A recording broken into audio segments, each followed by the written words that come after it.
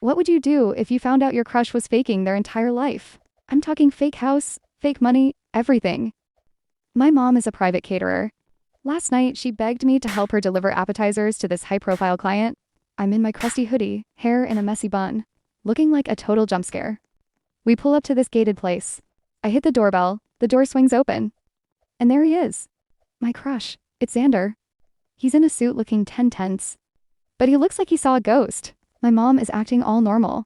But the second she turns her back, he grabs my arm and pulls me inside and whispers, "If you tell a single soul I live here, you're dead." I look past him. The house is completely empty. No furniture, just boxes. They aren't rich. They're squatting in this mansion just to stay in our school district. Now, he's been texting me all morning, and I don't know if he likes me, or if he's just making sure I don't talk. I didn't sleep at all last night because Xander sent me 15 read receipts, but 0 words. I tried to walk into school today like a ghost. But the second I turned the corner by the gym, a hand grabbed my backpack and pulled me into the supply closet. It was him. He looked like he hadn't slept either. His hair was a mess, and that perfect popular guy mask was totally gone. He didn't even say hi. He just stood there blocking the door and said, "Who did you tell?" I tried to laugh it off and said I'm not a snitch, but my voice literally cracked.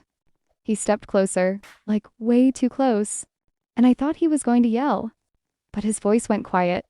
He told me that if the school finds out, they aren't actually living in the district. His dad loses his job and they'll have to move 3 states away. He looked, actually terrified.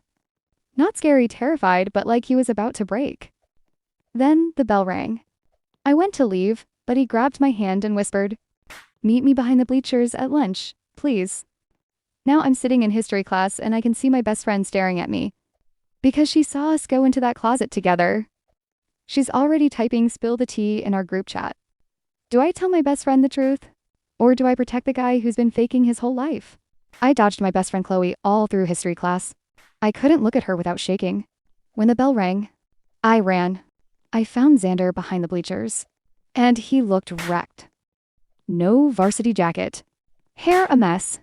The golden boy mask was gone. He told me everything. If the district finds out they're faking their address, his dad doesn't just lose his job, it's fraud. His family loses their house, their name, everything.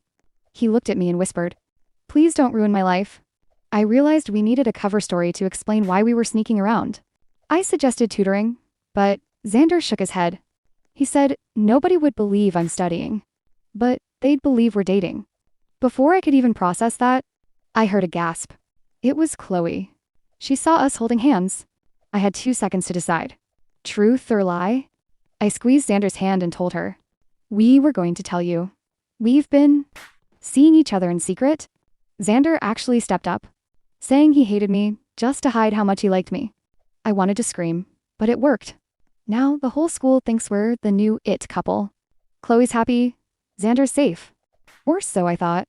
Because 5 minutes ago, I got a text from a blocked number. The text said, "Cute story. Too bad I know where Xander actually lives." I stared at that text until the words blurred.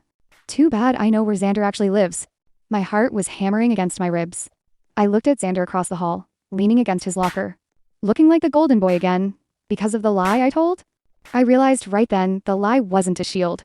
It was a target. I didn't reply. I didn't have to. 10 minutes later, the blocked number sent a video. It was a clip of me and Xander behind the bleachers. But it wasn't from Chloe's angle. It was from above. Someone had been watching us from the roof. And the next thing I heard over the school speakers, "Xander King, please report to the principal's office immediately. Bring your parents." I ran to the office, but I was too late. I saw Xander's dad walking out, his face completely gray. Xander followed behind him, carrying his gear in a trash bag. He didn't even look angry. He just looked empty. He walked past me like I was a stranger. I tried to grab his hand, but he pulled away. He whispered, "You should have just let me fail on my own. Now we're both losers." I looked at my phone one last time. The blocked number sent one final message. A selfie of Chloe smiling in the background of that office. She wasn't the clueless best friend. She was the one who reported him. She didn't care about the truth. She just hated that I kept a secret from her. I lost my best friend. I ruined Xander's life. And I'm standing in a hallway full of people. But I'm completely alone. Xander's family is moving out tonight. And Chloe won't even look at me. Was I wrong for lying to save him? Or was Chloe right to expose the truth? I don't even know what's real anymore.